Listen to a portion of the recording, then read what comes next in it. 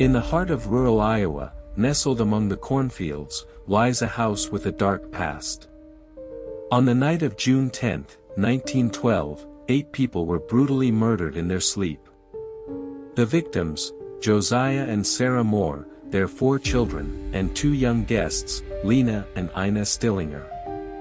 The killer used an axe, striking with such force that it left gouges in the ceiling.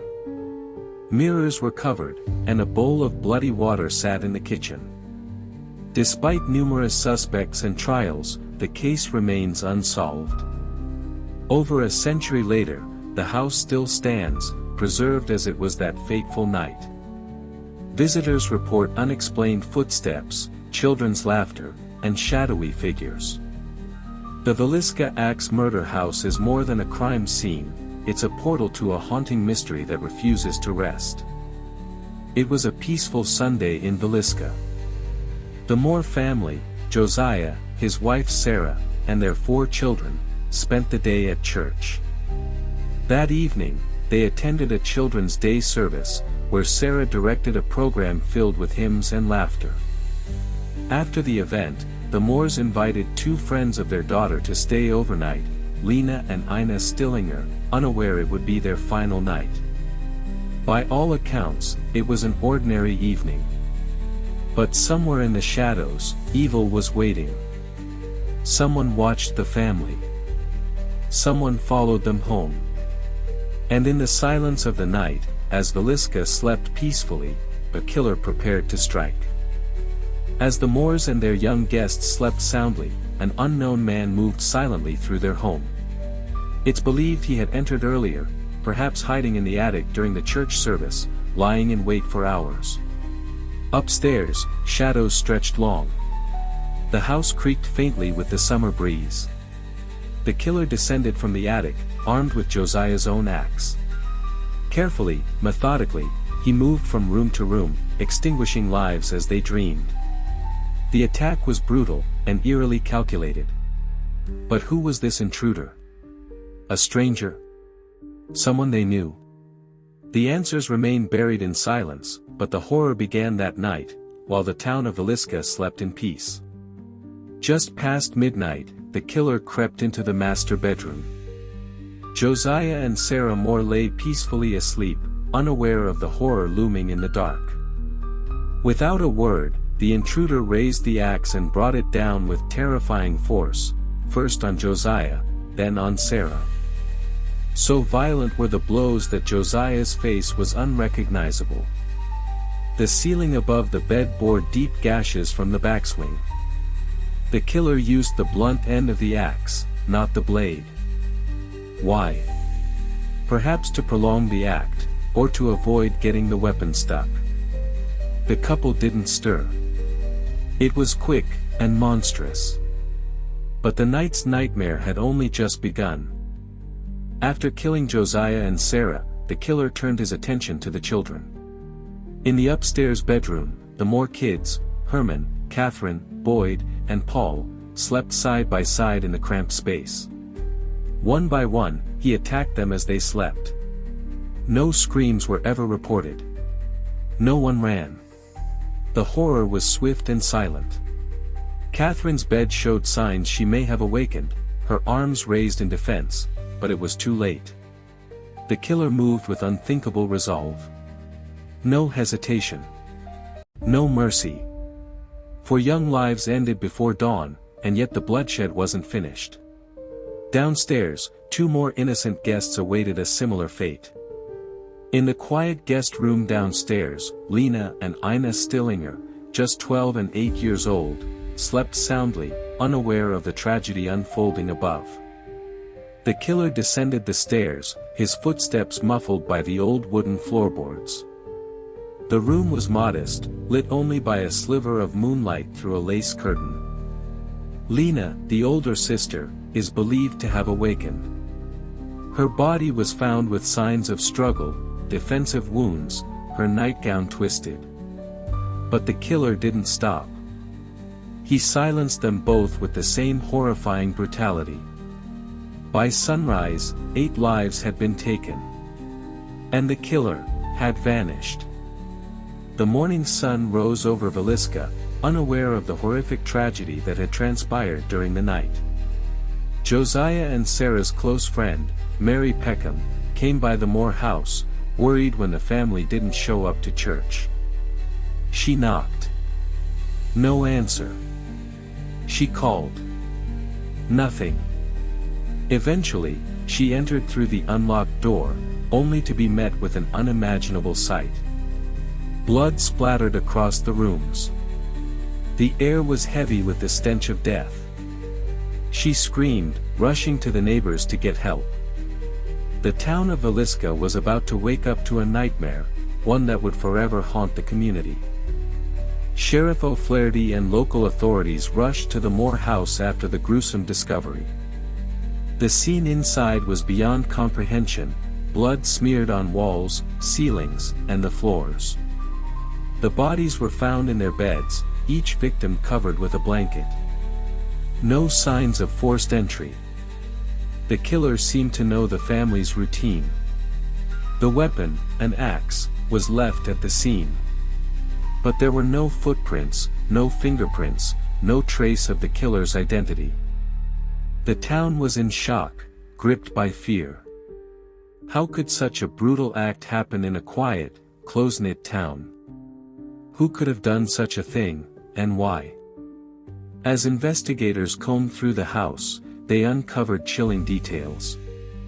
The killer had methodically covered every mirror in the home with cloth. The faces of the victims were draped in bed sheets, as if to hide them from view, even in death. The murder weapon, Josiah's own axe, had been wiped down and abandoned in the guest room. A plate of uneaten food sat on the kitchen table, suggesting the killer stayed for a while after the murders. A basin of bloody water nearby hinted he even washed up before leaving. The horror wasn't just in what was done, it was in how calm, deliberate, and silent the killer had been. By nightfall, news of the brutal murders spread like wildfire across Villisca. Panic set in. Neighbors locked their doors for the first time in years. Families huddled together, terrified that the killer could still be among them. Whispers of suspicion spread. No one felt safe. The once trusting town turned cold and cautious. Every stranger was eyed with fear, every creak in the night sent chills down spines. People began carrying weapons, guarding their homes through sleepless nights. The killer had not only taken lives, he had shattered a community's sense of peace.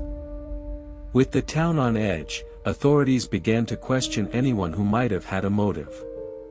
Suspicion first fell on Frank F. Jones, a powerful local businessman and state senator. Josiah Moore had once worked for him before leaving to start his own business, sparking rumors of bitter resentment. Another suspect emerged, Reverend George Kelly, a traveling preacher with a history of mental instability and disturbing behavior. He had attended the Moore family's church event the night before the murders. But no hard evidence linked either man to the crime. Every theory raised more questions than answers. The killer had vanished without a trace, leaving behind only fear and speculation. As days passed with no arrest, rumors consumed Villisca like wildfire. Some claimed they had seen ghostly figures near the Moore house at night. Others whispered that the killer might return to finish what he started. Local newspapers fanned the flames, printing wild theories, naming suspects, and driving paranoia. Friend turned against friend. Church pews sat empty. The town, once peaceful, now simmered with distrust. And above it all loomed the eerie silence of the Moore house, shuttered, dark, and untouched, as if the evil still lingered within. Weeks after the murders, Reverend George Kelly began exhibiting deeply erratic behavior. While traveling by train, he reportedly spoke to fellow passengers about details of the Villisca crime scene, details the public wasn't supposed to know. His stories shifted constantly, sometimes claiming visions, sometimes dreams. At times, he even hinted at being there. When questioned, Kelly offered strange and inconsistent statements, then suddenly recanted. His obsession with the case grew darker by the day. It was no longer clear whether he was a witness, a fantasist, or something far more sinister. It wasn't until 5 years later, 1917, that authorities finally acted. Reverend George Kelly, now living in Connecticut, was arrested for the Villisca axe murders. His bizarre behavior and confessions had finally drawn enough attention. In custody, he confessed, then retracted. Interrogations dragged on, wearing him down. But Kelly's mental state was fragile, his admissions erratic, sometimes incomprehensible. The town of Villisca watched from afar, hoping justice would finally be served. But as the trial loomed, doubts began to form. Was the right man behind bars? The trial of Reverend George Kelly began in 1917, and ended in chaos. His confession was deemed unreliable. Witnesses faltered. Evidence had long gone cold. The first jury deadlocked. The second acquitted him. Kelly walked free. But Villisca would never be the same. The Moore home stood frozen in time, a dark shell whispering with unanswered questions. Some say the spirits of the victims never left.